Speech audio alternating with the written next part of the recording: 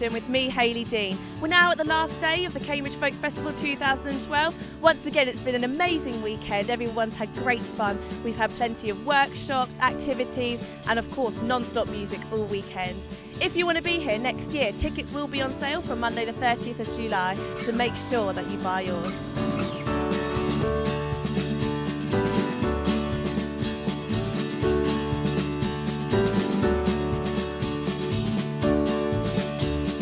Lovely time here at the Cambridge Folk Festival. You performed in the Den last year and now you're in the club tent. How does it feel to be in a different venue this year? It feels lovely. Feels nice to be back. And this time I'm here with, there's two ladies behind me, Siobhan and Laura, and there'll be another girl joining us, Jen.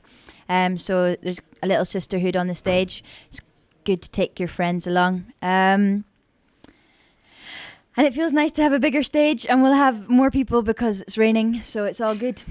And how is this year's performance going to be different for you from last year's? Have you got, you've got a new album out, so you've got new songs to sing and that sort of thing. How's it going to be different? A lot of the songs that I sung last year will be played again. Obviously, it'll be a bit different arrangement-wise. Last year I was lucky because Admiral Fallow were about, so I got to sing. Louis came and sung one of the songs with me. And the album isn't out quite yet. It's in September, so we're sort of just building up to it. So it's all been a sort of run up. So it's really useful that you get to return to a place like this and just get more, because it was a lovely performance last year. Like, it felt really good and people really enjoyed it. So hopefully this year it'll be similar.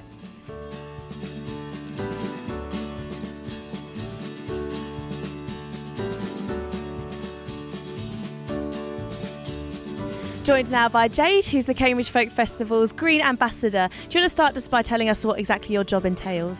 Yeah, so I've been monitoring all of our activities on site to check that we're meeting our sustainability objectives. So things like the recycling and making sure we're doing plenty of that, and checking lighting to see whether there's anything being left on unnecessarily and getting that switched off. And I've also been checking on the wildlife to mitigate the fact that we've got the Sky Lounge here this year. Do you want to just reassure people, because there's been a lot of, people are slightly concerned about the big stage and if it's going to upset the wildlife, how you've been making sure that everything is intact?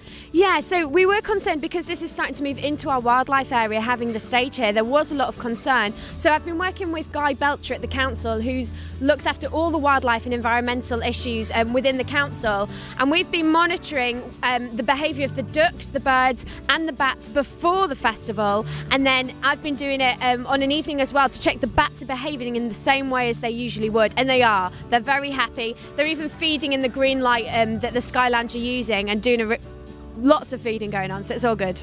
Cool. And is there anything else that other people can do to just help make your job that little bit easier?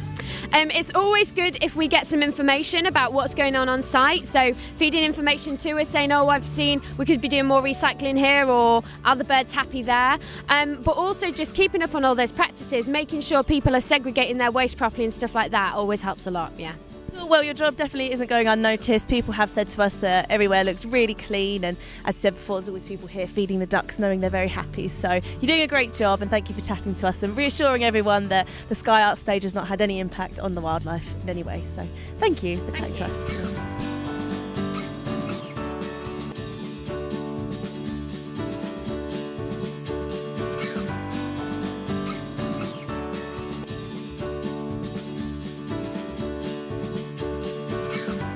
And what's been your festival highlight?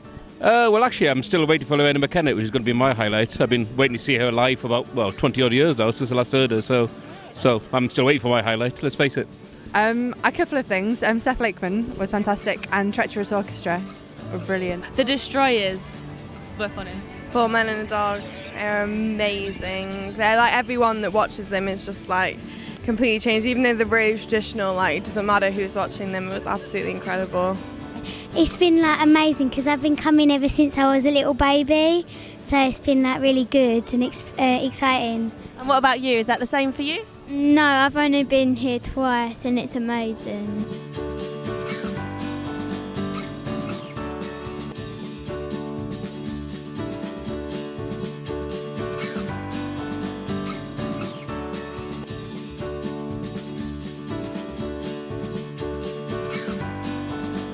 Cool. also here now with Phil outside the Den. Phil's in charge of running the Den, really, aren't you? The venue. How has the Den been going this year? Absolutely brilliant. Well, it was until it rained about an hour ago and everything just got totally soaked. We made this massive panic to try and get all the stuff under cover. But it's all been good. Yeah, with some great music. We also do an open stage, 12 till 2, and we've had some really brilliant artists. In fact, there's a couple of artists who we thought were so good we're going to book for shows in Cambridge throughout the rest of the year. So who's been your highlight this year performing in the Den? Who are the ones to watch this year in the Den that you've seen? Maybe people from the open mic. Who's been the best? Well, it's very difficult for me to say who's my favourite because the venue hasn't finished running yet. So I think it'd be a bit mean for me to say, oh, they've been the best. But attendance-wise, it's been really busy for King Charles, Jake Bugg. We also had a really good attendance for Charlene Soraya last night. And they're all great artists in their own right. And I think they're probably 3 artists who are going to do very well over the next 12 months. I mean, the whole point of the Den is to find talent which is going to progress and grow. Last year we had the Staves and we also had Rachel Samani play here, and they've both gone on to play larger stages here and they're doing rather well in their own right.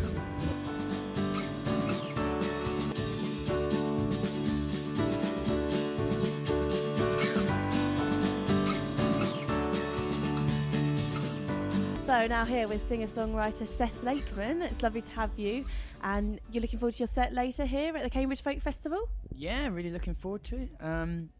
It started raining, so hopefully we'll drag some more people into the tent because it's sheltered. Yeah, hopefully it'll be a packed tent. Yeah, we were going to ask because the element of water seems to feature a couple of times in a few of your songs. Is this something that you brought with you? You brought the rain just to add a little bit to your set? Brought the Dartmoor weather, yeah, the moody skies. No, not on purpose, but it might be following us around because, last night we played a festival and exactly the same happened. So it's bizarre, really. Every time we sort of play, the sky's open. But no, hopefully it's going to pass and the sun will come out, people start smiling and jumping around. You've been to the Cambridge Folk Festival before, haven't you, a couple of times. What is it that makes you want to come back here and perform here? Why do you like performing at the Cambridge Folk Festival? Yeah, I first performed here when I was 17. It's a long time ago. 15 or more years ago. It's a long time. And yeah, I think I must have played here about 8 or 9 times. I just love coming here. It's a great celebration of music. Eddie, the guy who books it, always brings in some brilliant acts, international acts as well. So no, it's always a pleasure to be part of. Do you think the festival's evolved much then? You said you've been here many years ago. Have you seen it kind of grow and develop? Are there any really significant changes or bigger crowds? Stay the same? Same tent. Same tent. No, it's funny you should say that because we've spoken to a couple of people who've said, you know what, it's pretty much the same. It just seems to get even better every year. Yeah, I think they're consistent with the site, so they stick with it, which makes sense, I guess. Why would you change it?